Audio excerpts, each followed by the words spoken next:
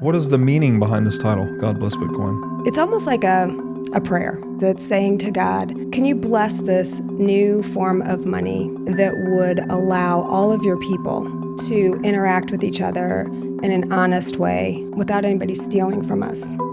When you think about it, like if we're supposed to get married, have kids, fill the earth, and our money doesn't work and we can't afford to do that, there's a big disconnect there. You can see this if you look at inflation since 1971. Like you used to be able to support one household on one income. Here we are 50 years later, you can barely support one household on two incomes. Right. You try going through an airport with a couple bars of gold, a bunch of cash, they're stopping you. Yeah. You know, but you can walk through the airport with $1 billion of Bitcoin in your head and no one even knows. It's freedom. Yeah. But that's freedom. One of my favorite things you talk about in the movie, and we have a really good animation about how we get in trouble for counterfeiting, yes, but it's what the central bank is doing all day long. Name a game where there's two different sets of rules that apply to players. It's like, that doesn't make any sense. That's not a game. That's a tyranny. You know, I think a lot of people are trying to realize maybe we should go back to the way America used to be, and not have a central bank. We're not allowed to audit the Fed.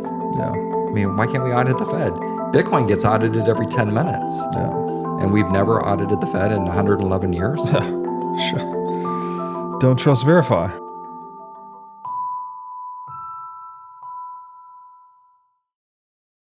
Welcome to the What is Money Show, a podcast about wisdom, intelligence, and meaning. If this is your first time listening, I strongly recommend you go through the first 9 episodes, which are my series with Michael Saylor that lay much of the groundwork for the concepts we explore on this show. Thousands of people have told me that this is the best podcast series they've ever heard and that it was instrumental to their understanding of money and Bitcoin. So if you're looking to start a deep dive into the nature of money, I think the best place you can start is episode 1 of this show. Now, a little bit about this show and how it makes money. The WiM podcast is 100% sponsor-based. I strive to be selective about the sponsors I work with and only partner with those that showcase values that align with the values expressed on this show, such as freedom, education, and self-sovereignty. So I'll do a few ad reads right here at the top of the show, then a few in the middle, and I hope you'll take the time to listen to them, as these are hand-selected sponsors, and I think you'll like what they have to offer. Have you ever wanted to start a business in the Bitcoin space? If so, then the Wolf Startup Accelerator could be for you. Wolf is the first startup accelerator dedicated exclusively to businesses developing in the Bitcoin Lightning Network. 4 times each year, Wolf brings teams from around the world to New York City to work with like-minded entrepreneurs, pushing the boundaries of what's possible with Bitcoin and Lightning. The program is designed to help early-stage companies achieve product-market fit, develop their brand, secure early-stage funding, and grow businesses that fuel the global adoption of Bitcoin. Go to wolfnyc.com to learn more or apply today. Again, that's Wolf, WOLFNYC.com. So, God Bless Bitcoin. Yep. That is the name of the documentary you guys are releasing in 2-ish weeks, 3 weeks, I guess. July 25th. July 25th. Today's July 3rd. So what is that all about? A lot of people talk about Bitcoiners as being religious zealots. Is it a documentary about that, or what is the meaning behind this title, God Bless Bitcoin? No, I think that when we started making this, we wanted to make a movie that explored the moral and ethical reasons beyond a sound monetary system. So the best place to go look for direction on ethics and morals would be the sacred texts. So that leads you directly to God and His Word. And so then how do you pair those in a title?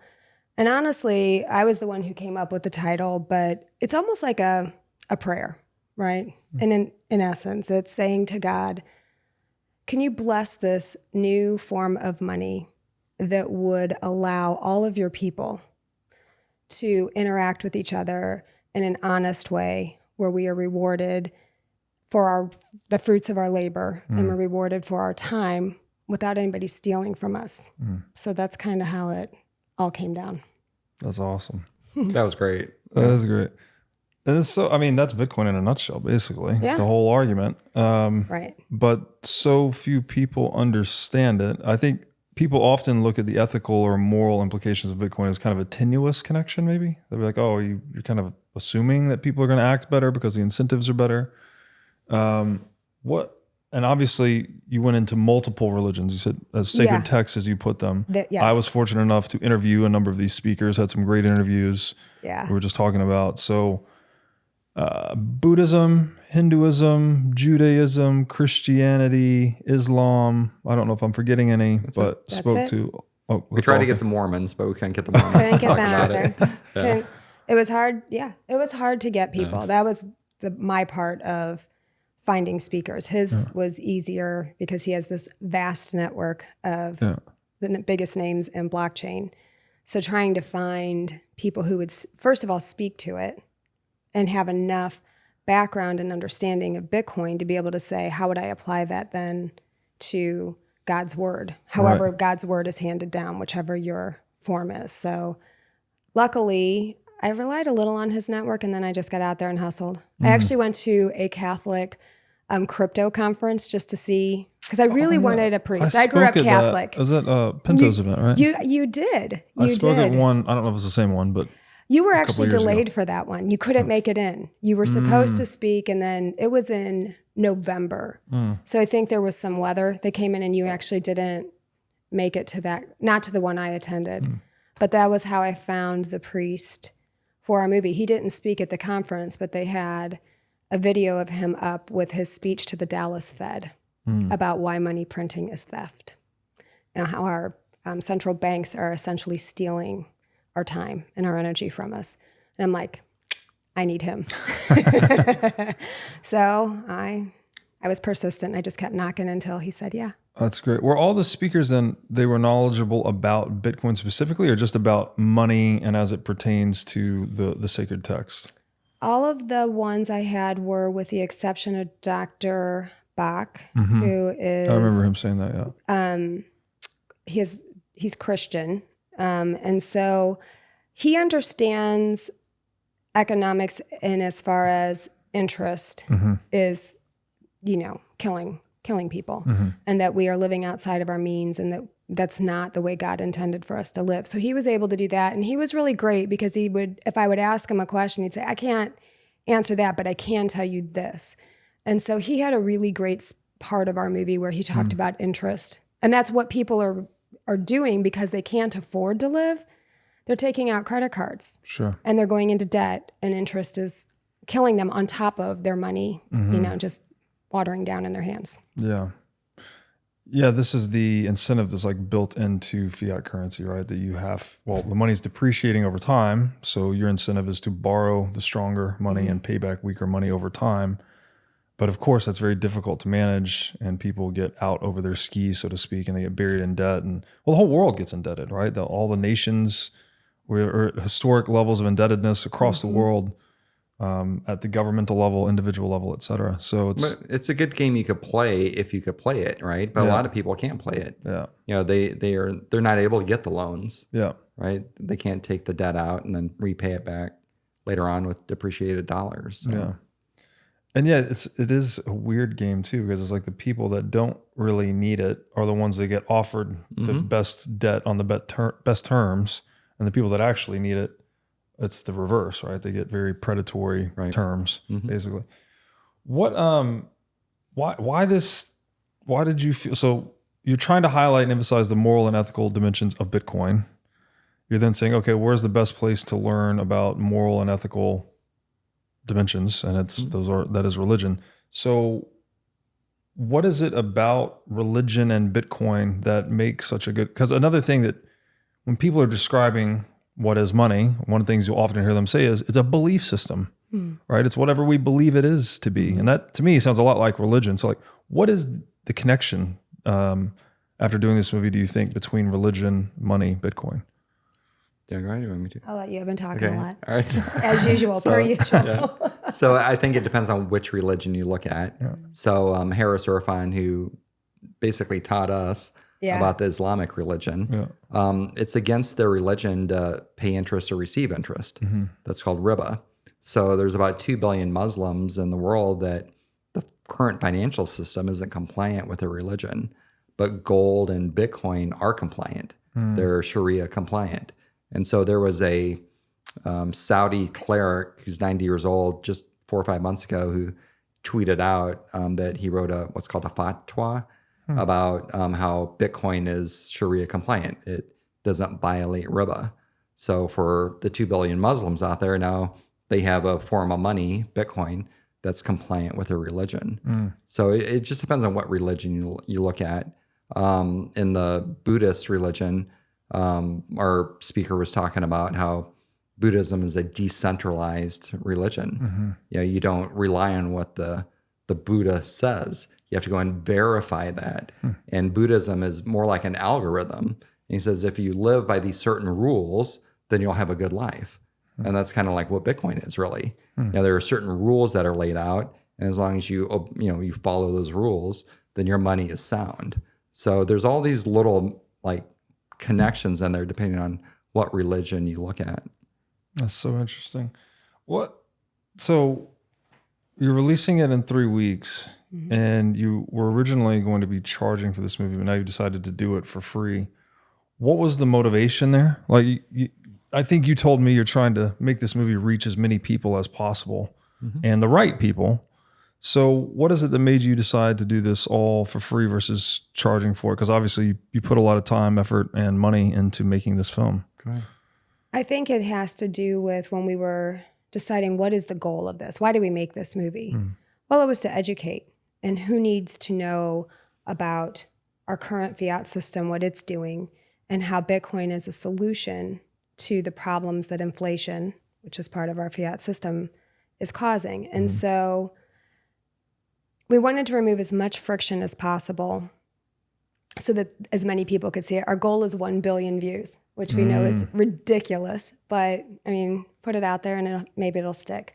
So how do we do that? And part of it came from me. Like, I drove a lot of, why can't we make it free? Why can't we work within our network to at least allow people to stream it for free? Could we put it on YouTube? What could we do? Because I really do believe that the people who need to see this the most are the people who don't have disposable income to be able to pay to watch the movie. So I was hoping that by making it free, we would be able to hit that target audience a little better. And it's in the spirit of Bitcoin too, right? 100%. Satoshi Nakamoto gave us Bitcoin for free. Yeah. He didn't IPO Bitcoin. He didn't patent Bitcoin. He gave it to us. And so this is our gift back to the Bitcoin community.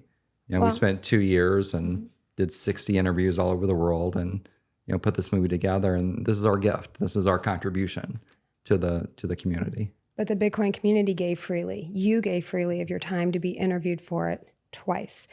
All of the people who are in our movie, we didn't pay them. They said, yeah, I believe in that. I want to add to this conversation. And so the entire thing was a gift. So let's not change the rules at the end. Let's just continue with that all the way through. And so we did. That's fantastic. And to get us to that billion views, we're dubbing the movie in 7 different languages.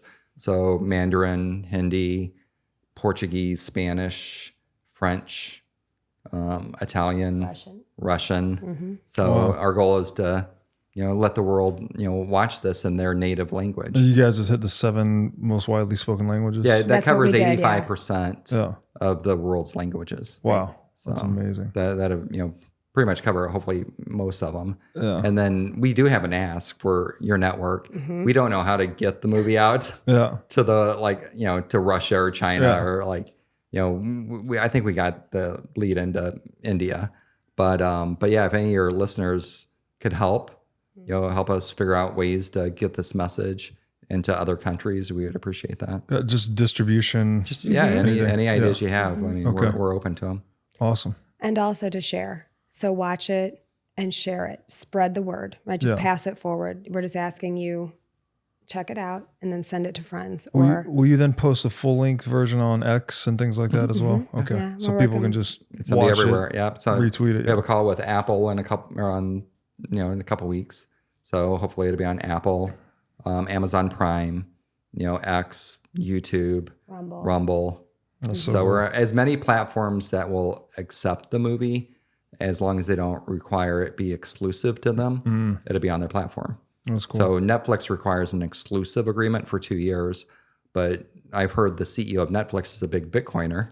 So where I ask him, like, can you put this on Netflix and let us out of the exclusive agreement so everyone on Netflix can watch the movie? Yeah. And all he could do is say no. So That's great. We'll make the ask. I think I'm so glad you guys did it as a free gift, because that's very much in the spirit of Bitcoin. It's what Satoshi did, and like just keep passing it forward. And the information in the film, I've had the privilege of seeing it early. Sorry guys, it'll be out in a few weeks. It's great, right? Like you're capturing, I think, the essence of the Bitcoin argument through a lot of different perspectives. These perspectives that hopefully resonate with people because, well, you're covering all the major religions of the world. So a lot of people have this kind of cultural programming based on their religious upbringing. And so I think the descriptions of Bitcoin and the existing financial system in that context will be hopefully very useful for people. You mentioned 1 billion with a B views as your goal. What other big goals do you guys have for this film? I think that is the biggest goal, is just to get eyes on it so that people can see that there is another way out there that you can opt into that might solve some of the pain that you're going through now. And also, make a reserve for future generations. So yeah, we're also making a curriculum out of it. Yep. So for high school and colleges. So I'm a guest lecturer at the Judge Business School at Cambridge University on Bitcoin and blockchain. And I reached out to them, see if they would offer this as one of the classes. And so they're looking into that. So my pitch to them was that if you go back and look at Cambridge and Oxford, if you go to those campuses, those colleges, the biggest building on each college is the chapel. Right. And so, Cambridge and Oxford used to be very religious universities. Yeah. And so this is like my pitch to them was like, let's kind of return back to that. And because Keynes went to Cambridge, he was a professor at Cambridge, and that's where all this started. And so I'm hoping that we could go back and kind of erase the last 100 years of Keynes and put in the God bless Bitcoin solution for the next 100 years. Yeah, that's so cool. Yeah, it's easy to forget, right? Those are now some of the most prestigious scientific universities in the world, but they have their roots obviously in religion.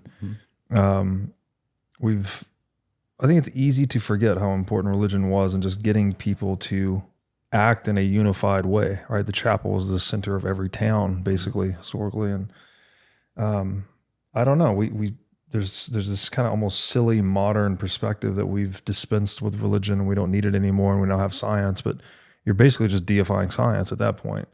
What are the implications of that? I don't know. Maybe we get unethical, immoral monetary frameworks and other things like that. So hopefully this can shine some light on that. What else? I mean, this is a long process. 2 years? 2 years. A little bit over 2 Little bit years. over. 2 years. From And the the time we first started. film you guys have made? First and Yeah, last. first and last. Yeah. Okay. We are one and done. We're never doing this So again. first and last. All right, there's a lot packed into that answer. Why first and last? Was this way more stressful than you thought it would be? Like, did you learn a lot of valuable lessons? The original goal was, I was approached by a filmmaker. They wanted to make a movie about Bitcoin called Bitcoin Billionaires. And I was like, first of all, I'm not a billionaire, so why do you want me in the movie? Second of all, why Bitcoin Billionaires? And they thought it would have good commercial appeal, because, And that was at the height. yeah, that was that. Yeah, it was, Right. before the crash. Right? Sounds like a bull market documentary. Yeah. And so I went to him and said, Last bull. I'm not interested in doing that, but I've been thinking about the last 2 years making a movie about the moral and ethical reasons to have sound money and the religious aspects of that.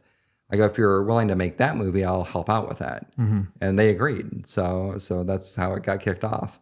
And, so at first what I thought would happen is I'd write a check and then introduce people to the, the Bitcoin network and kind of share the idea. And then they would go make the movie.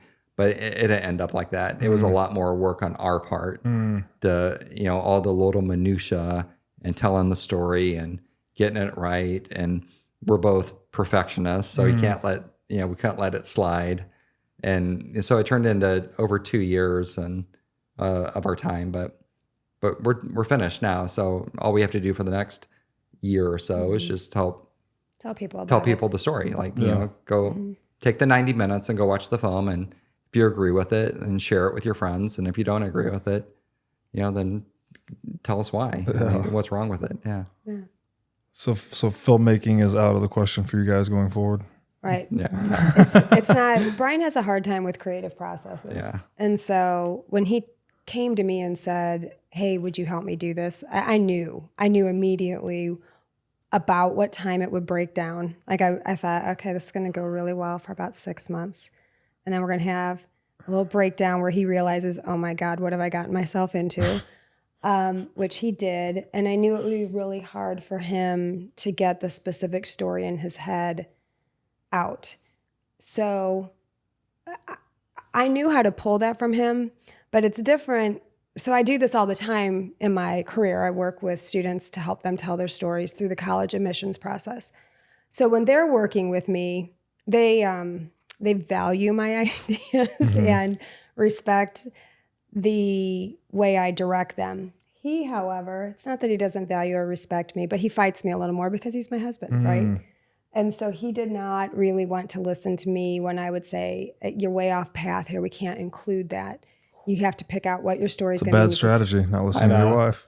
Yeah. But 2 weeks later, I'd finally realized she was right. So then I would just drop that bomb, watch him kind of have a little temper tantrum, and then step back. And 2 weeks later, he'd be like, yeah, I think we're going to do this. I'm like, oh, that's a great idea. I like that. So I think that's what was hard is for him, that creative process doesn't come naturally. Maybe if I were driving he drove all the content on this. I helped, right? All I did was put it in a format that hopefully everybody will understand. So I think if I were driving the content, I might do it again because that's in my wheelhouse. Okay. There's no way I'm doing this again. No. But what I ended up doing was the editing with him, and hats off to filmmakers everywhere. Have you ever done anything like this? Only tiny, like we did a 21-minute The World's Best Speech on Money, the excerpt from Atlas Shrugged. And it's literally just me reading one excerpt from a book and then my editor putting animations over it.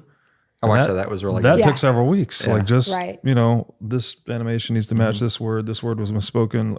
That's a very simple thing. And it took it was a pain. Right. So you figure you have over 60 interviews. You have to watch all of those. Yeah. You have to cull the information from those. Like, I think that could fit. Let's pull that. Right. Then how are we going to put all this together? And then once it's all together, our first cut was 3 hours. We had to get that down to an hour and a half. So how are we going to do that? And that came through just a series of edits, like macro edits, and then you're down to micro edits, like a half a second. And you have to watch and put all those times in for your filmmaker to say, pull this, cut this, splice this. Then you have to work with the animators. Yeah. Yes. Yeah, like there's some animations and they're like, what is sound money? Yeah. Right. So so we wrote that, like, what is sound money? Like the history of sound money. What's the history of the ledger? People have heard a ledger, but a lot of people don't know what a ledger is, right? So we go back to the 11th century when ledgers were invented and explain what a ledger is and do it in a funny way with a cartoon, like an animation in it. Right. So we had to write all that. It was kind of funny. We had fun doing that. You have an accounting background, but when we first wrote it, it was credits on the right, debits on the left. But it was like we reversed it. But for a minute, we were like, "Wait a minute!" So our first recording, it was reversed. We were like, "I don't think that's right." So we had to go. It's just like. But if an accountant heard that, they were like, "These people are idiots." Right. The attention to detail has to be there. It's just every little What? So, do you have advice for filmmakers or aspiring filmmakers? Like, is there anything that you like a landmine you stepped on that you would recommend people avoiding or things? So I developed a lot of software over the last 30 years and software usually takes twice as long as what you think. Yeah. And it costs 3 times more. Yeah. And I've realized that filmmaking is the same thing. Okay. Takes twice as long as what you think and it's going to cost 3 times more. Got it. Okay. Yeah. So, but it's creative. You're creating something new. Sure. Whenever you're creating something new, it just takes longer than what you anticipated. Right. So, And I would not even think about trying to give a filmmaker advice because I don't consider myself one. I know such a tiny amount of what goes into it that I know how to tell a story, and that's it. So, and the filmmaker we teamed up with was I mean, excellent. he excellent. Did an excellent job. He was patient with us when he should have been. Like, it was hard. Like, It was hard for him, I'm sure, to work because we had such a specific vision. And I'm not trying to toot your horn, but he really has a vast amount of knowledge about Bitcoin, how it works within our financial system, how it works within the world. And our filmmaker can't know that. Right. And those are sometimes complex ideas, which I think you're very good at making palatable and easy to understand. So it ended up that I just don't think anybody could have told that story except him, the way he wanted it told. So Mihao was incredibly patient with us and gave us the space we needed and the time we needed to be able and to he's get an that. Emmy nominated filmmaker. Yeah. I mean, he's, one of the highest quality filmmakers that you could team up with. Yeah. Right. So, But you have background in traditional finance. yeah, I went University of Illinois, economics major, finance minor, did my study abroad at Cambridge University, London School of Economics. And then later in life, I went and got my MBA from WashU at the WiM Business School. And then Bitcoin 2017? 2014. 2014. So you know a lot about finance, economics, Bitcoin. Yeah. The filmmaker did not know much about Bitcoin? Okay, so then you were playing liaison basically between all of that content and knowledge to his filmmaking abilities. But then you have to work with the animators too. Yeah. Right. And the animators, are in other countries. And the animators are very important on this film too, I would imagine, because these ideas are abstract. Yes. And so the as you were describing, right, the ledger, right? You don't how can people enact what a ledger is? Like you actually need the animation for descriptive purposes. You mentioned, so you said the original cut was 3 hours long? The first one. Have you guys thought about releasing the extended cut, or is that just You don't want to see it. You don't want to see No, it? it was all over the place. But actually, you go ahead. I didn't mean to interrupt. No, go. There was one part that was really important to us, which is you're talking about the FUD, right? Yeah. And we had it Fear, in there. uncertainty, doubt about Yeah, Bitcoin. sorry. Yep. Yes. Yep. So that was really important to us. And we have so much great information in there. But what would happen is it came in the center of the film. And so the film has your attention, and all of a sudden you get there and it just veered off path. So I said to him, I hate to do this, but I think this needs to go this entire section. And he was 15 minutes. 15 minutes of finished animation, buttoned up, looks great. I said, it's got to go. But it could be its own short for sure. And why don't we call it What the FUD? And then we'll add it as extra information. So that's what we ended up doing. But the rest of it, really what just needed to happen was it needed to just be cut down. It's not that people were lost. It was just what they said needed to be cut down to make it the right length of time. But we did include all of the interviews, the raw footage of the interviews as part of a package. I'll let you talk about that since, again, I'm talking too much. Yeah, so we took the interviews that were probably the most important ones, and we edited those down to get the double takes out and all that. So the movie's gonna be available. The What the FUD is gonna be available. Those are free. And then if you want the package with all the interviews in there, or most of the interviews. Layer 2. Layered, yeah. We're calling, is that what we decided? We decided layer 2. We're gonna call it layer 2. The full edition or something. Yeah. So on Apple, you'll be able to buy all the interviews. Okay. So the movie's free. Yeah. Right.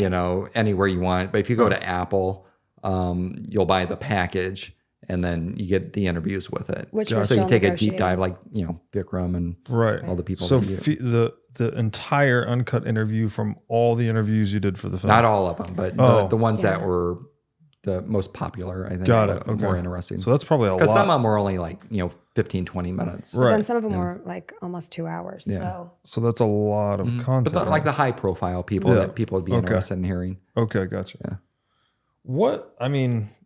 Takeaways? Was there one big takeaway, a handful of big takeaways from this experience? I guess it's not technically over yet. You haven't released the film, so who knows?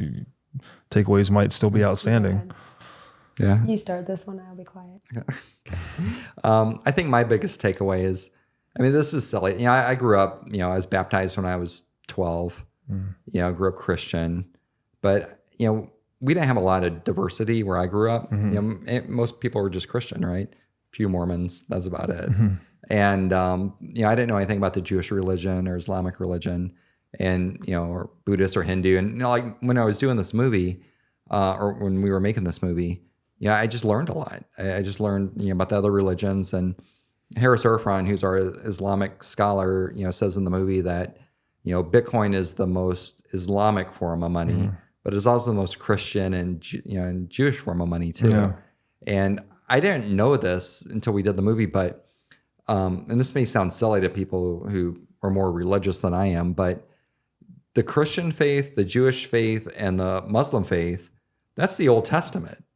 Right. I didn't know that. The New Testament is the Christian faith only, but we all believe in the Old Testament. They have their form of Genesis and all the Abrahamic God. Yeah. And so that was the biggest takeaway I took, we're all pretty much, we have the same base. Right. We have different ways of practicing basically. So it's kind of all the same God. Yeah, that has been a daunting thing for me too. Going into the work of Jordan Peterson and whatnot, that the Abrahamic religions have a lot more in common than they do in difference, although you would think it would be the opposite when you look out on to the world, right? It seems like maybe the media wants to lead us to believe that Christians and Muslims in particular have this vast separation between them, but it's not really true at all. Yeah. Especially on topics like money, where it's almost the same text, the same. Yeah, like in the book of Genesis, it talks about man should leave his parents and find a wife. Yeah. It says that in the Jewish religion and the Muslim religion. Be fruitful and multiply. Yeah, it says be fruitful and multiply. They have different interpretations. Sure. Like in the Christian, be fruitful and multiply and fill the earth, right? But in the Jewish religion, depending on what rabbi you talk to, some rabbis say that means having 2 girls and 2 boys. But some rabbis say it means keep having kids till you have 2 boys. Right? So it just depends on, the interpretation. Yeah. And in the Muslim religion, it varies a little bit too, but the overall theme is, basically find a fertile woman and have many children. Yeah. Yeah, that's kind of the overall arching theme. So, but when you think about it, if we're supposed to get married, have kids, fill the earth, and our money doesn't work and we can't afford to do that, there's a big disconnect there. Of course. Right? So does inflation, it's like inflation is preventing us from doing what God's will is, which is have kids and fill the earth. Yeah. So, that was another big takeaway. It really points to kind of the basic survival strategy that's embedded in religion too, right? It's actually propagating this meme of be fruitful and multiply. But then, as you said, if your economic systems are contradicting that aim, right? Which, and you can see this if you look at inflation since 1971, you used to be able to support one household on one income. Here we are 50 years later, you can barely support one household on 2 incomes, right? We start the movie with the Brady Bunch scene. Yeah, exactly. Right? The Brady Bunch. Mr. Back Brady. before money was broken. Yeah, he was an architect. Yeah, he had a spouse that stayed at home, a maid, 6 kids, and a dog on one income. Right, and none of them were hurting. Yeah, and now you have both parents working with one kid, and they're barely getting by. Yeah, the kids are in daycare, the parents are in elderly care, and it's just we've really lost our way. And it does seem, maybe we're like the hammer looking at everything like it's a nail, but it definitely seems correlated to the debasement of money, at least. Maybe there's other causative factors, but I thought the Brady Bunch was a great example. It's well, show me where that's possible now. Like the one architect salary supporting, was it 8 kids? 6 kids. 6 kids, spouse, maid. Maid, and dog. Wild. Have you ever wanted to live in an off-grid community with complete food, energy, and water independence? If so, then you need to check out the farm at Okefenokee. The farm is a pioneering community designed to foster longevity and well-being, eliminating elements that detract from these goals. At the farm, the convergence of nature, nutritious food, a supportive community, and the ethos of slowing down is unparalleled. Positioned at the gateway to the UNESCO World Heritage-nominated Okefenokee National Wildlife Refuge, the farm at Okefenokee stands as a testament to a lifestyle that truly nurtures health and happiness. Unlike conventional housing developments where a token communal garden may suffice, the farm itself is the community. Small, intimate micro-villages seamlessly integrate into the fabric of a sprawling agricultural community. So if you're interested in joining this off-grid community, then go to okefarm.com today to learn more about becoming a member. Make sure to tell them that I sent you for a $21,000 discount on their custom cabin pricing. Again, go to okefarm.com to learn more about joining this revolutionary regenerative agriculture community. Forget multivitamins and other supplements. Animal organs are the most nutrient-dense foods on the planet. You can get 100 times more nutrients from organs than you can from muscle meats. But the problem with eating organs is that they are difficult to find in stores, they are difficult to prepare, and even when they are prepared well, they often don't taste great. Thankfully, Heart and Soil Supplements has made consuming organ meats so much easier by providing powderized organs in capsule form. Organ meats include everything your body needs to thrive: vitamins, minerals, peptides, proteins, and growth factors. This is why organ meats were the most prized foods for our ancestors. Fortunately for us, Heart and Soil makes these treasured foods easily accessible. So go to heartandsoil.co today and use discount code BREEDLOVE to get started on your journey to optimal health and vitality. Again, that's heartandsoil.co, discount code BREEDLOVE. So you speak directly to millennials a lot in the film. Is this the target audience that you're trying to get the billion? Like, what is the billion views made of in your view? I don't think that the target audience is necessarily millennials. They are a huge part of our audience because they are the ones. And I think when we talk about takeaways, this was one that kind of gutted me when I realized that. I was talking with Natalie Brunell, who is our narrator, and we were just talking about where we wanted this to go and what would the tone be. And she said, this is probably, we are the first generation as millennials that will not be better off than our parents. And so many of us are making hard decisions in our lives, whether to get married or not, whether to have children or not, how many children to have, because our money is broken. And so millennials definitely, if they haven't heard about this, need to, right? Because they are the first generation who won't be better off, and it is directly related to our money.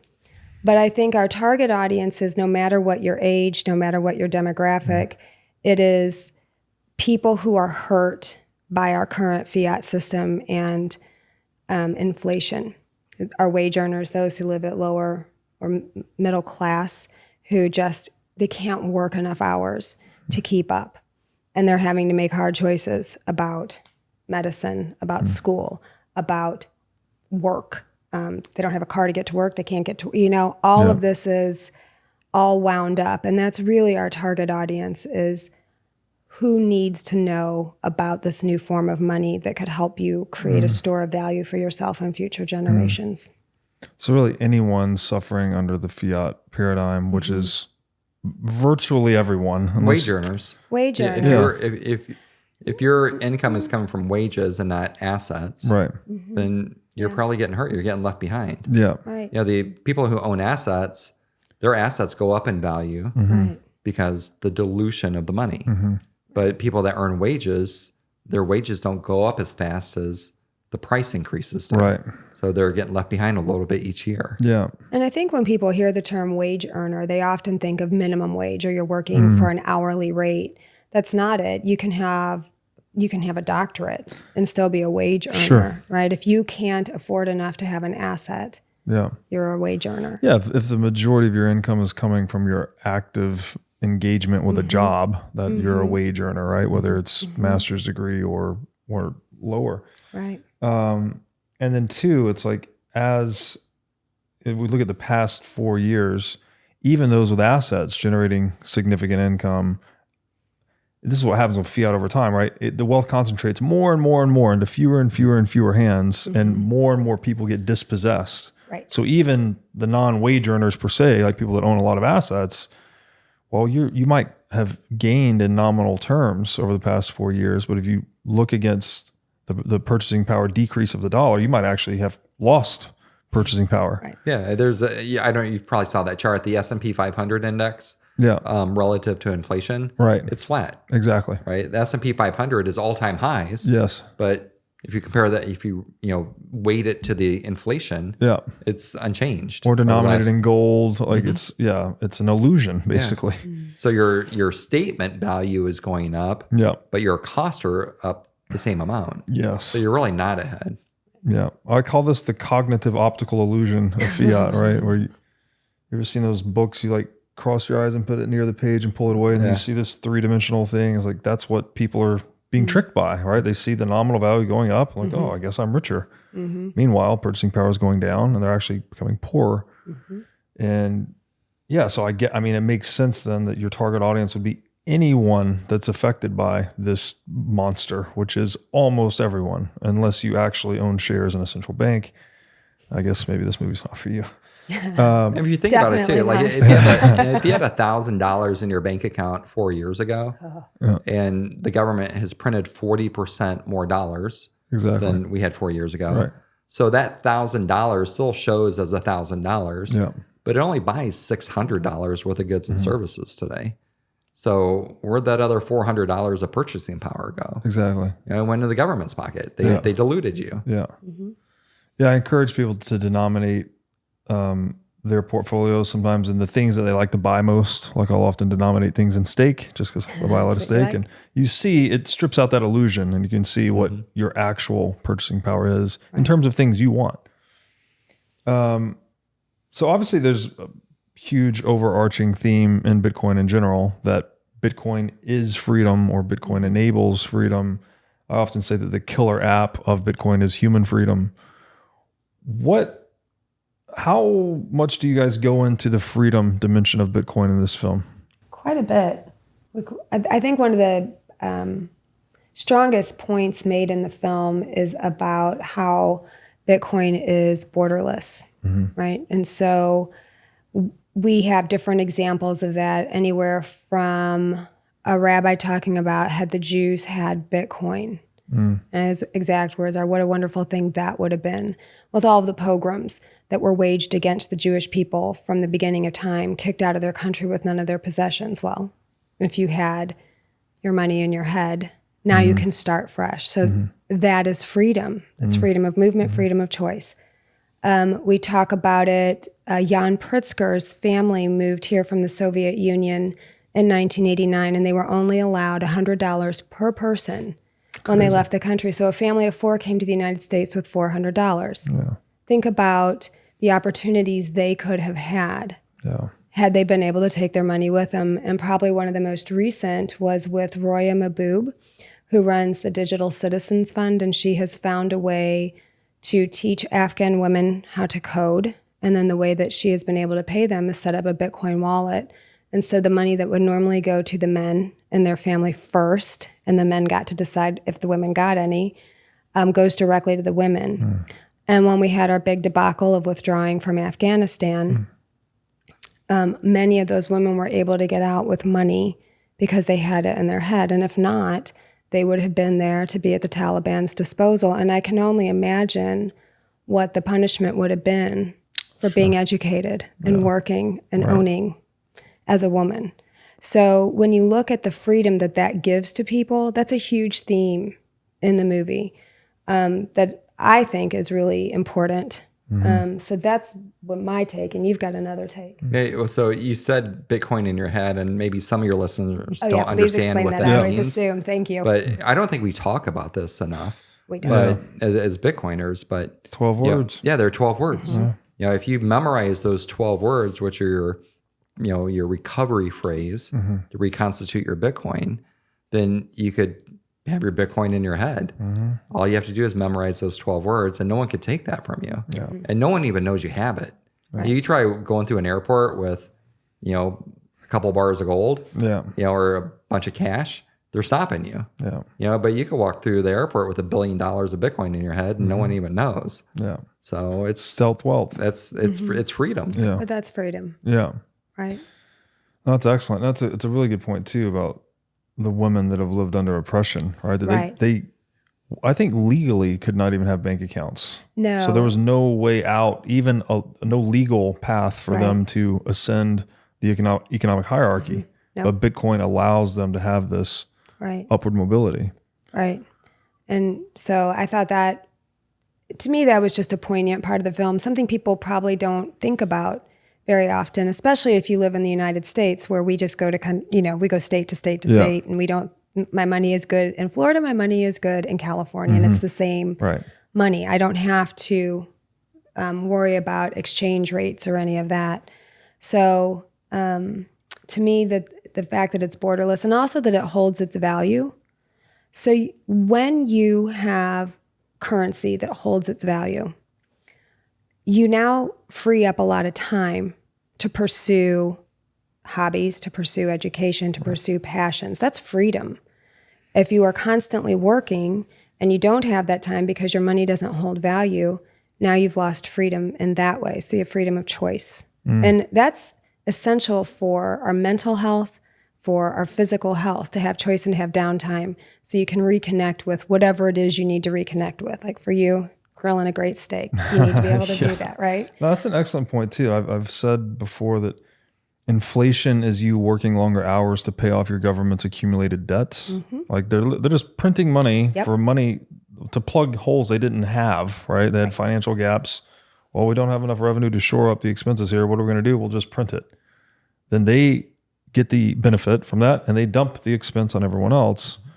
That is actual destruction of freedom, right? In terms of your time and effort and energy is being confiscated from you. And it's such a simple trick. And I'm so amazed that Joe Biden can go on national TV during the Super Bowl and blame ice cream producers for ice cream prices going up and get away with it. I'm like, how does Or they say inflation's coming down. Well, or they're saying the rate of growth of inflation is coming down, not inflation. I mean, prices aren't going down. No. Just they're the not rate going of up as theft fast. is not going up as fast. Right. It's all semantics. Yeah, this is why I think it's so important to cut, and like how you opened this episode, like it's theft. Like just call it what it is. Right. Let's get it out in the sunlight and then let's do something about it. Rabbi Lapin in the movie, they're literally stealing the bread from your table. Yes. That's what he says about the government and inflation. Yeah, that's excellent. But people don't understand that. People think inflation is caused by external forces. So for example, COVID caused inflation. Well, COVID did, because they were printing money to give as stimulus checks to that's what caused it. It wasn't COVID shutting down the economy, and we're not even going to go there because we'll be here for 4 hours. But we don't understand what actually is causing the inflation. So I think it's important for people to realize that it's the printing of money that is stealing from you. It's the giant problem in the world hidden in plain sight. And it's very obvious. Like if you just applied 15 seconds of critical thinking, like, if you print more, but demand is the same, well, then of course the price of money goes down. It's the same is true for every asset. So what we try to do what we try to do in the movie is explain that in a very simple way. Yeah. So that's the first 20 minutes of the movie. It's just setting the, putting out the education about what is the real cause of inflation and the damage that occurs by that. Yeah. And so just, and just boil it down so everybody could understand. Yeah. So and all the we hope we did that in a very too. simple way. Yes. With the graphics and the animations and the people that helped explain that. And you build off of that throughout the film, because then you go into the second, third, fourth order consequences of that inflation. It's not just people are getting poorer and less free. There's like all of these other consequences that you guys go into. Another thing we don't talk about much, I mean, we talk about this in Bitcoin, that Bitcoin's the first digital bearer asset, kind of a technical term. We don't talk about that a lot to outsiders. What does that mean? And why was that such an important aspect of the movie? And so a bearer asset is whoever holds that asset owns that asset. Mm-hmm. So if it's a $10 bill, if I have that $10 bill, it's my $10 bill. If I hand it to you, then you own it. Mm-hmm. So that's a bearer asset where I could, it's a physical thing, you could transfer it. So the holder is the rightful owner. Mm-hmm. And you used to have, when I first became a stockbroker 30 years ago, they used to have bearer bonds. Mm-hmm. I don't know if you've ever heard of that term, bearer bonds. So, there's all sorts of movies out there. Die Hard, remember Die Hard? Yeah. When they're drilling in to get to the safe. Yeah. Well, what are they trying to steal? They're trying to steal the bearer bonds because whoever He who holds possesses those bonds owns those bonds. They're not registered. Yeah. And so that's what Bitcoin is. It's the first digital version of a bearer bond or a bearer asset. So if you possess that key, that private key, that code to unlock your Bitcoin, then you own that Bitcoin. And if I transfer it to you, then you own it, right? So it's whoever possesses the private key owns the Bitcoin. So it's the first time that's ever been created. And that's why Bitcoin's so important. It gives us digital assets, digital bearer assets, so that we could transfer it without causing what's called the double spend problem. And so, that was a computer science problem that no one could solve for like 30 years. And Bitcoin solved that problem by creating this digital bearer asset. It's actually creating a unique digital item, right? Such that, when you send an email today, you retain a copy of that email. So you've just copied it and sent it. And then I can copy it and send it to someone else. Exactly. That is the double spend problem. That's the double spend. So that doesn't work for money. money, of course. I can't send you $1 and then copy it and send it to Kelly. It hyperinflates that same dollar in an hour, basically, right? But if I send you $1 in Bitcoin, it's gone. I can't send it to Kelly. It's gone. It's out of my wallet. And send your wallet. And this was the breakthrough, that to be able to do that without a central counterparty registering or verifying that the money had moved from one pocket to another is the Bitcoin breakthrough, right? You can do this in a decentralized way. Yeah, because the way we've been doing it for almost 500 years is through ledgers. Yeah. So if my Bank of America account and you have a JP Morgan account, when I move money from my Bank of America to your JP Morgan account, JP Morgan and Bank of America in the back have to reconcile their ledgers, right? So Bitcoin is just one universal ledger. So there's no reconciliation needed. Right. And that's the breakthrough. It's just updated every 10 minutes around the world, one ledger. So everybody's working off the same rule set. Yeah. It's what is it? Why is it difficult for people to grasp this? Is it just, do you think we just haven't learned about money enough in schools? I know you talked about financial literacy earlier. Is this, we are just generally financially illiterate? We are. I think so. I had never heard of a bearer instrument until he was talking about bearer bonds. I'm like, and I thought he meant a BEAR bond, like a bear, like a horse bond. I was like, what's a bearer bond? Bearer bond. But he told me what it was. I was like, oh, okay. So that, we don't know. Yeah. And that's, I think, that's part of what we were trying to do, is just give people a simple understanding of how different aspects of our financial system works, so that they're informed and can make good decisions for themselves. Right. Yeah, it's a strange thing in Bitcoin in the US specifically, that the problems aren't clear enough with the financial system. I mean, maybe they were more clear like in 2008 when people were going through it, but now that, things have been swept under the rug and the money's been printed and we're kind of back to business as usual, people don't understand that, we haven't seen a hyperinflation. We haven't seen really strict capital controls. We have seen some bank failures recently, so maybe this is starting to come back into consciousness for people. But, and then that triggered the whole counterparty risk discovery. Right. So a year ago when the banks were failing, like Silicon Valley Bank, Signature Bank, all of a sudden Bitcoin shot up a lot. It went up like 30%. And the reason is because our system is built on counterparties, right? So if like AIG goes bankrupt, that brings down Goldman Sachs. like what would have happened in 2008. Right. So the Fed bails out AIG to save Goldman Sachs, right? But when the banks fail, you start thinking about like what's my counterparty risk? And the Bitcoin doesn't have counterparty risk. Exactly. It's like because it's a bearer asset. It's a bearer asset. Yeah. There's no counterparty to Bitcoin. So, so Bitcoin went up because people were saying, oh, maybe I need some assets that don't have counterparty risk. Yeah. So yeah, that's the key takeaway on bearer assets, right? Is they inherently don't have counterparty risk. And so you can't create this systemic fragility when you get all this shared counterparty risk that builds up.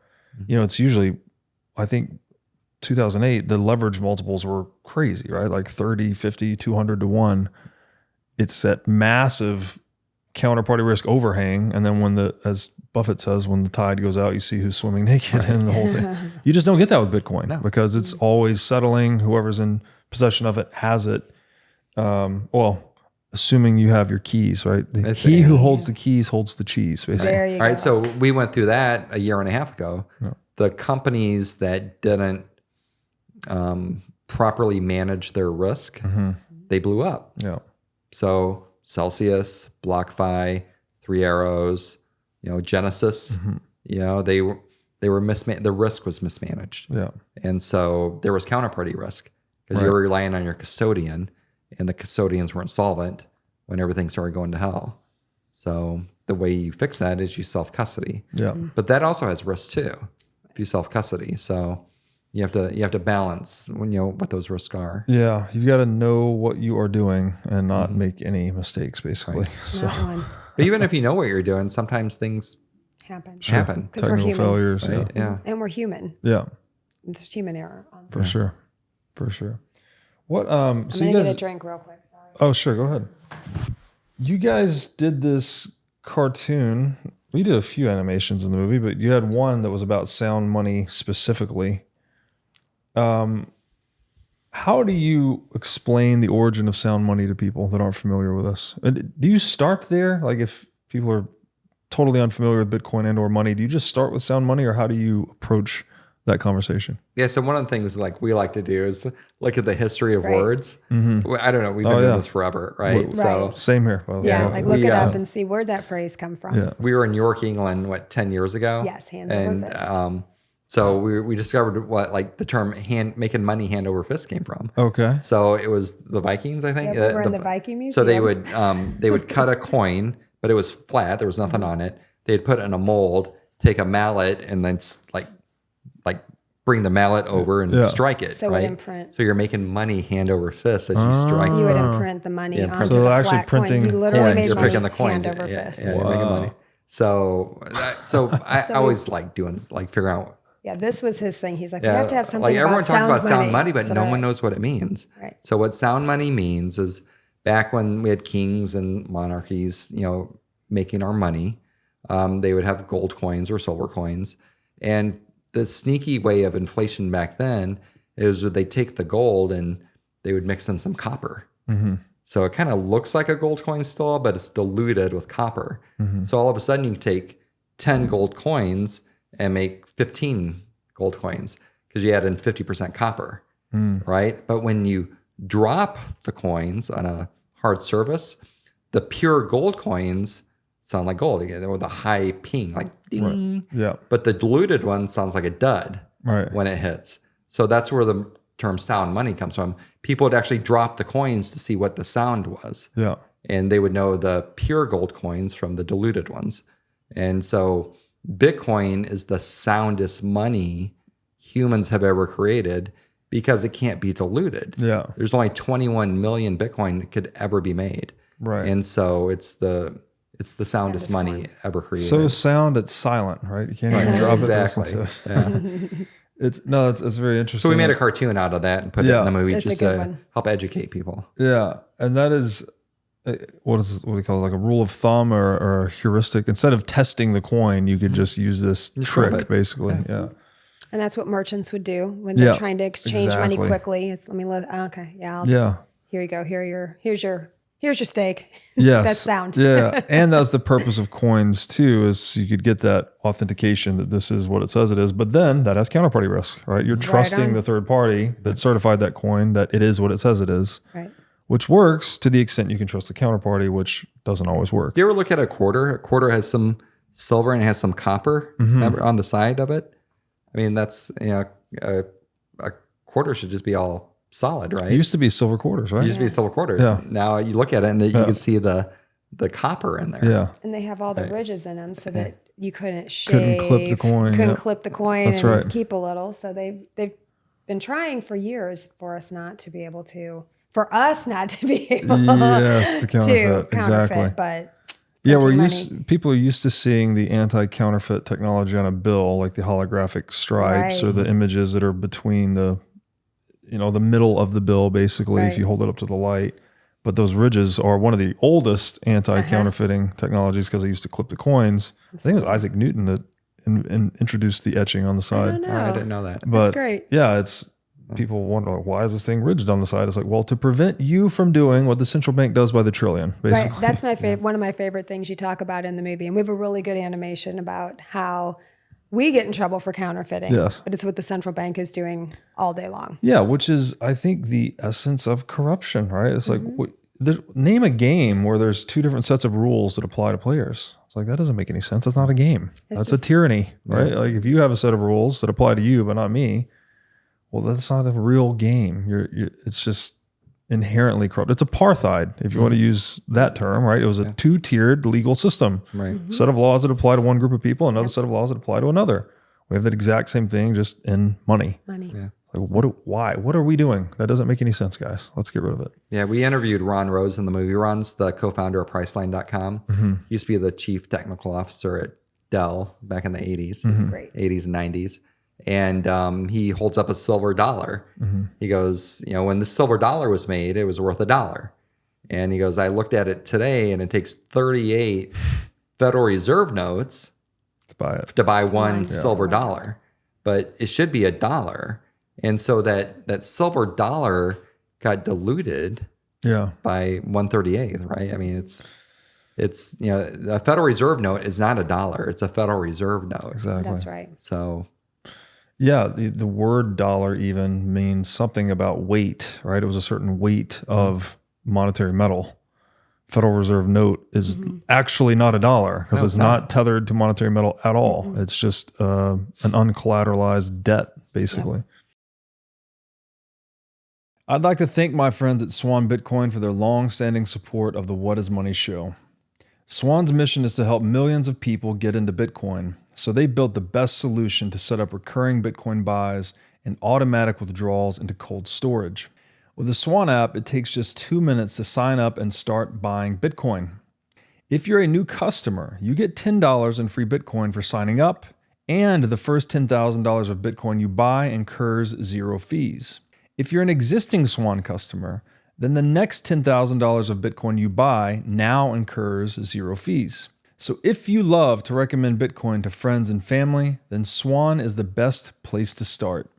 So go to swanbitcoin.com/breedlove to get started today.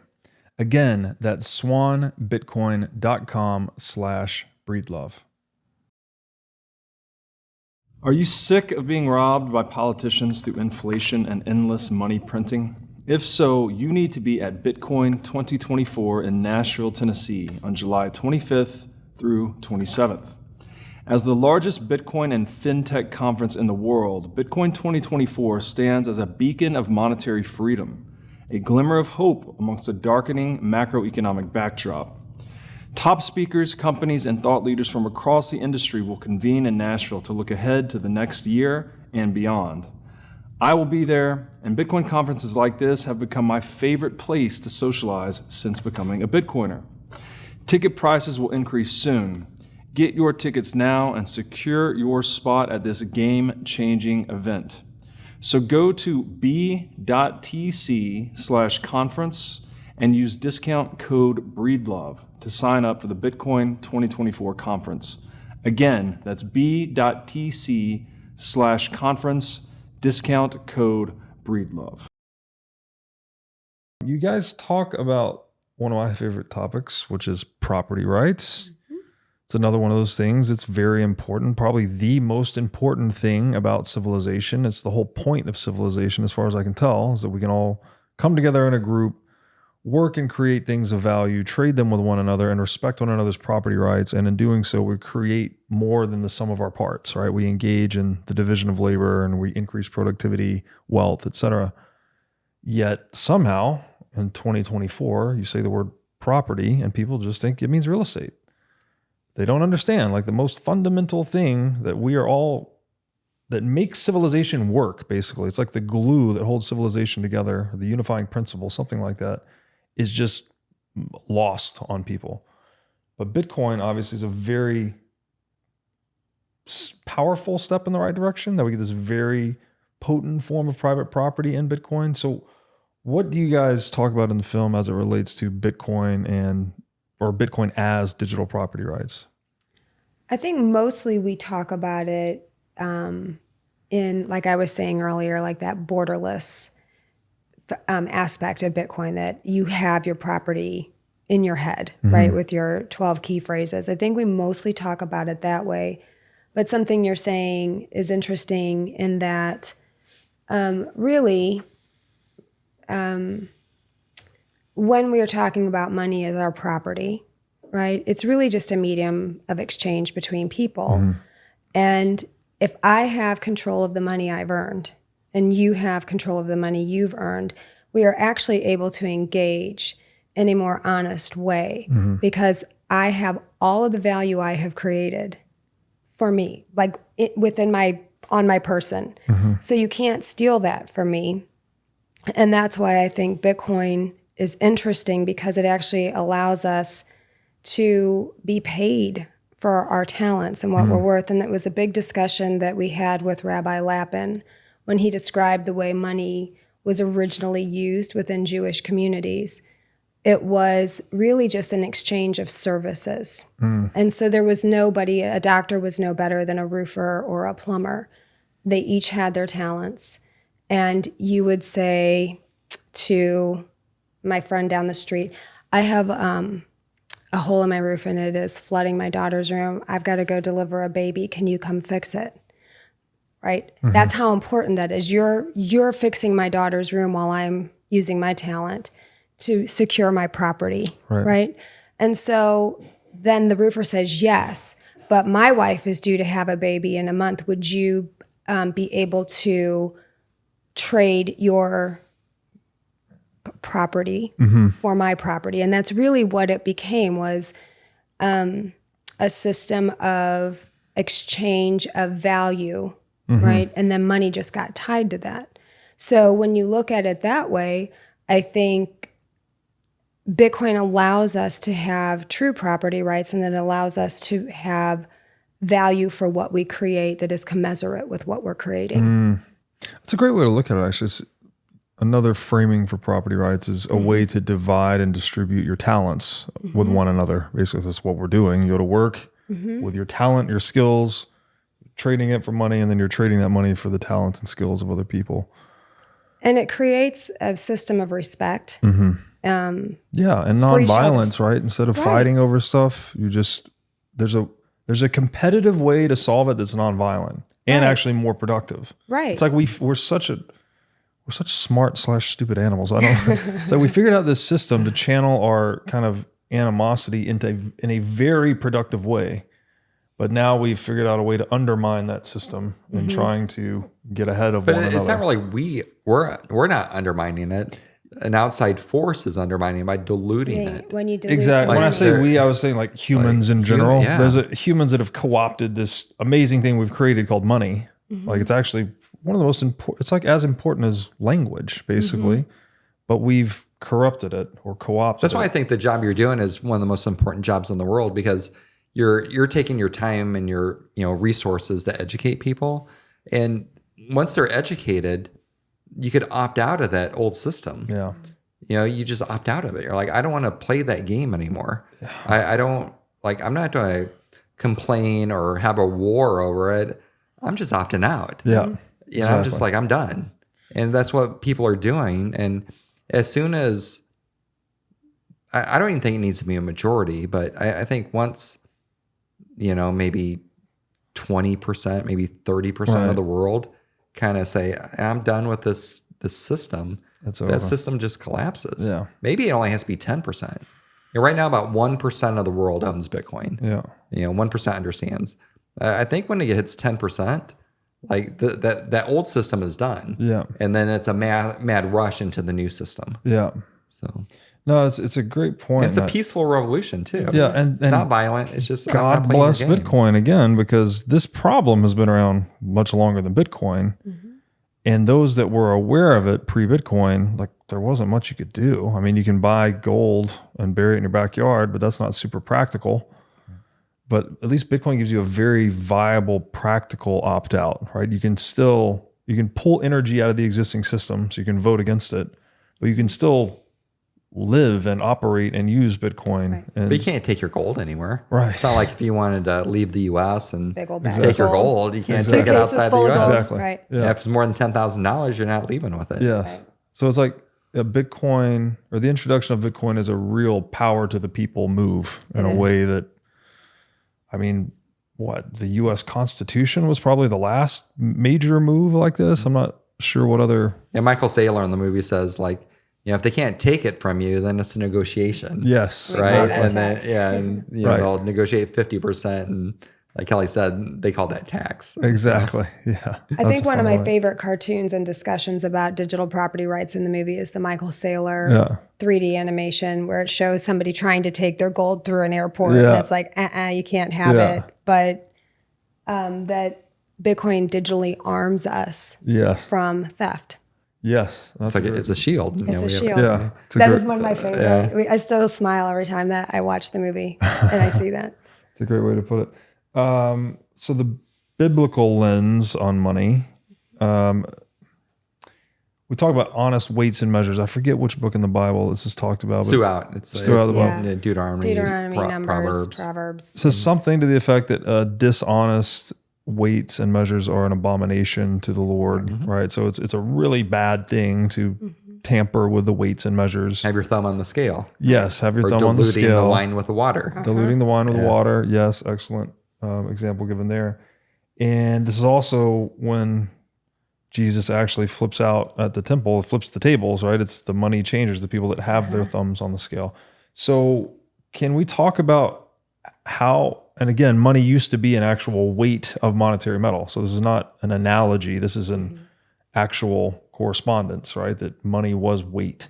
So if you're manipulating the weights and measures, you're manipulating the exchange rates of actual money.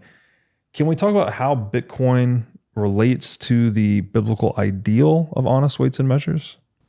I'm going to let you do that because this was one of his most important parts to have in the movie. And we spent hours trying to get this just right in an animation. So Brian Estes, it's all you.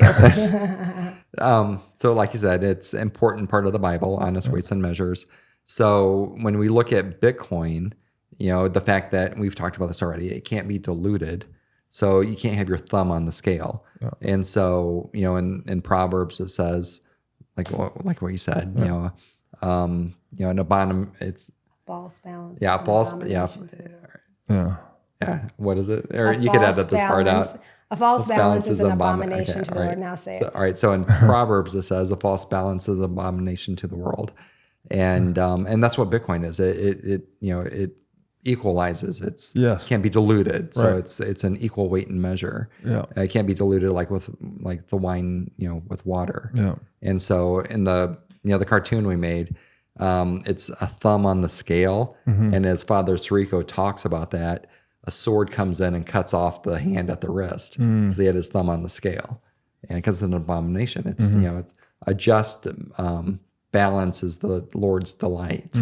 So that's another one in the Bible. Yeah. And so you're quoting it quite right, but you're close. Is it? Paraphrasing is okay. It's a paraphrase. Yeah, you're close. So, but it's an important part of Bitcoin. It's an important part of the Bible. And we wanted to connect the two. Yeah. You talked about the money changers. So I wanted to put that in the movie too. So we asked Dr. Bach, who runs the Dallas Theological Seminary, about that. And I always thought Jesus went in, he was mad because of the exchange rate, but it wasn't that. And so he told us the story. He said what it is that you had the choice when you came to the temple, you would bring a sacrifice, like a lamb, right, to the temple. A dove. And you would sacrifice, the animal at the temple. But a lot of people were like, well, I don't want to drag my lamb all the way across the country. Yeah. So I'll just buy a lamb when I get to or a dove or whatever, when I get to the temple.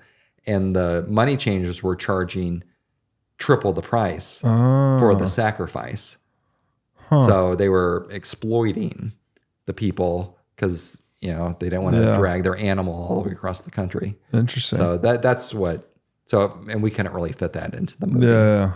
Gotcha. I didn't know that. I didn't know that either until Dr. Bach explained it to us. Yeah. What, so then what's another way to say this is like, if money's a scoring system, right? It's the way we're keeping score when we're trading our talents with one another. It's like who's rendered what favors that have been deemed useful by other people. Right. Well, then you get paid in these points called money. Right. And then you can redeem those. Yeah. Yeah, exactly. Yeah. Favor credits or something like that. If that scoring system is dishonest or the accounting is manipulated in some way, then you're actually destroying social cohesion, right? People can't cooperate in that way. So that's why, in my estimation, that's why it's such a big deal. You can't, if you mess with the weights and measures, you're messing with people's ability to interact and adapt to one another's behavior, right? It's like trying to build a building and the tape measure changes. Right. It should be 12 inches equal a foot. Yeah. But if it's only 10 inches equal a foot, then your building's going to fall down. Exactly. So, and money is the same way. If you start changing the length of the money or the power of the money, then the system breaks. I think it was Wittgenstein, his ruler. He said, if you use a ruler to measure a table, but you can't trust the ruler, you don't know if you're measuring the table or the ruler. And it's like, that's it in a nutshell. It's like, we need a fixed standard that persists over time to measure things properly. Right. You guys mentioned Harris Irfan earlier, who I interviewed on the show. He was the Islamic scholar in the film. And he said that Bitcoin is the most Islamic form of money that's ever been created. But we talked about this earlier, actually. Also said it's the most Jewish, most Christian. Could you what his perspective, because he said there's a lot of debate going on inside of Islam about what the right monetary standard is. And I think he was saying that some people believe we need to invent this thing. Mm-hmm. What was it about Bitcoin that caused Mr. Irfan to believe that it is the most Islamic form ever invented? Was it the fact that it's bearer asset, no interest? It doesn't pay interest, doesn't receive interest. Yeah. Okay. And there's, it's not value creation. Yeah. Right. It's proof of work. Mm. And I think, and I could mess this up, so you might have to edit me. If I understand him correctly, the rule about money is you can't create it out of nothing. And that's really, riba means surplus. So I think that is why Bitcoin is the most Islamic, because it doesn't violate that tenet that you are not to be creating money out of nothing. It should be proof of work. And Bitcoin is the ultimate proof of work. Yeah, that's what do they call it? Creato ex nihilo, something like that, where God said, fiat lux, God said, let there be light, and then created everything. Right. Well, that's what God can do. Humans can't do that, right? No. We can't speak things into existence like that. No. Yeah. Another thing that Harris Irfan talked about was there's a hadith that talks about who sets the price in the market. Mm-hmm. And I think that's really important too. Cool, yeah. That is because if you think about it, the Federal Reserve sets the price of money by changing the interest rates, right? Yeah. So, is the Federal Reserve acting like God?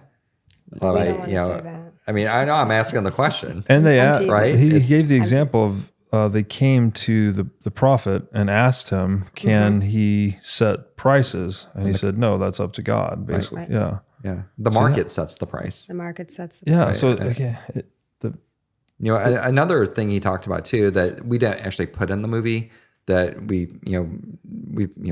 we found out during his interview was that he talks about how it's also against God's will that, where the marketers would go outside of the walls of the kingdom and meet the merchants to get the goods first, and then go inside of the wall and resell them at a profit.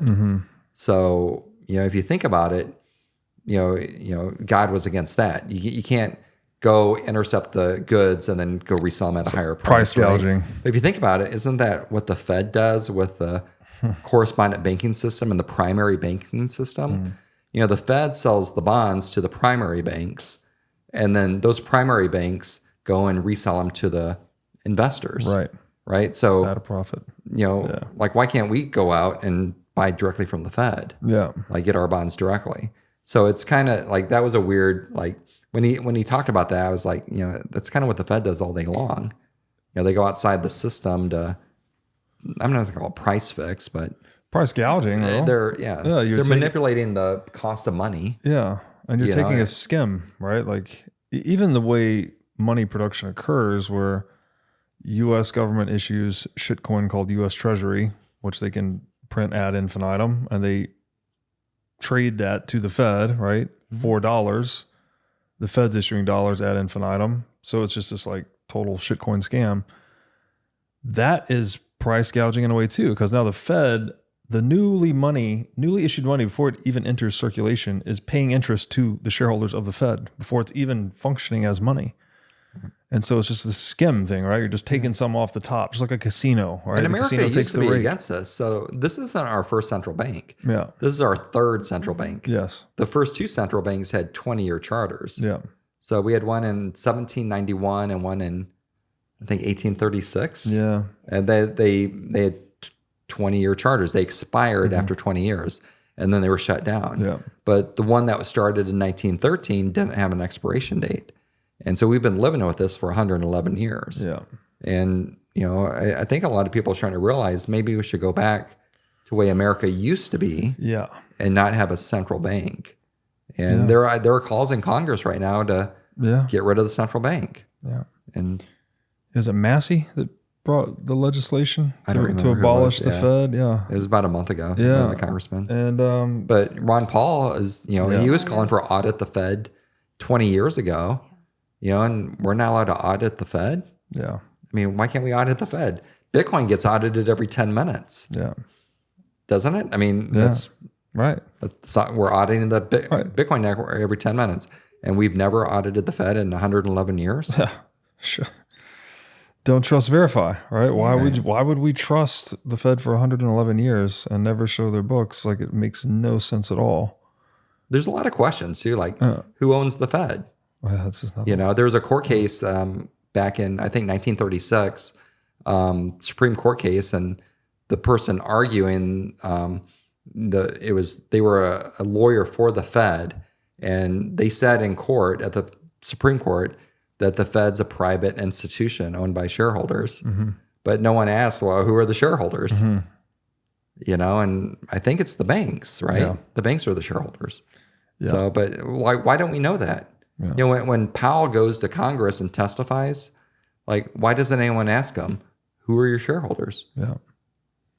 Like, where does the profit go? This is why I actually use the term shareholders of central banks, because I actually don't know. It's I've looked into it, and there's a few different answers, but you don't really know what's what. We know there are shareholders. There are shareholders. But who are they? They do get a dividend. Right. They do get seigniorage. They have all these like built-in profit schemes through the monopolization of money, but we don't know who they are. And so why would you have a system? Again, it's like having this rigged game. So I think you guys have done an excellent job with the movie. I'm happy to have been a part of the process. Like, I mean, this started. We're happy to have you. Yeah, I remember when you started talking about it a couple we're of years ago. We're at Pacific Bitcoin. I was like, hey, can we? Yeah. And it's amazing. Like, it's come this far, and now it's real. And now, how many people at the conference are going to see this, do you think? There's 20 to 25,000 people attending. Yeah. Okay. So however many can fit. Yeah. Wow. Yeah. And you guys are doing, tell me again, so you said you're rotating viewings. Yeah. 3 so times? there's every 11 a.m., 1 p.m., 3 p.m. every for day. 3 days. 25th, And this is at 26th, 27th. Bitcoin 2024 in Nashville, July 25th through 27th. 20, yep. And you guys are showing the film three times a day, each day of Room the conference. 207 A and B. Yep. Okay. 207 Come maybe. see it. Yep. Yeah, We'll come be see there it. at 10 a.m. to 11 doing press. Every day. So if you want to come by and say hi, come by and say We hi. would love it. Awesome. Would love to see And you. we're going to invite people who are in the movie like yourself to, if you want to, mingle with the people. So from Awesome. 10 See to what 11 your- a.m. See what your speaking spots are on stage and see if you can't Yeah. stop by. I'd love to come see the reaction. So, well, God bless the both of you for doing this. This has been just awesome. I'm excited for people to see it and see what the feedback is. Well, thanks for having Thank us. you. Yeah. Yeah. Thanks for Appreciate it. having me. Thanks for watching. If you enjoyed this episode, click here to find more just like it, and here to find our most recent episode. Also, make sure to like this video to help shine light on the corruption of money, and be sure to subscribe to this channel to stay connected.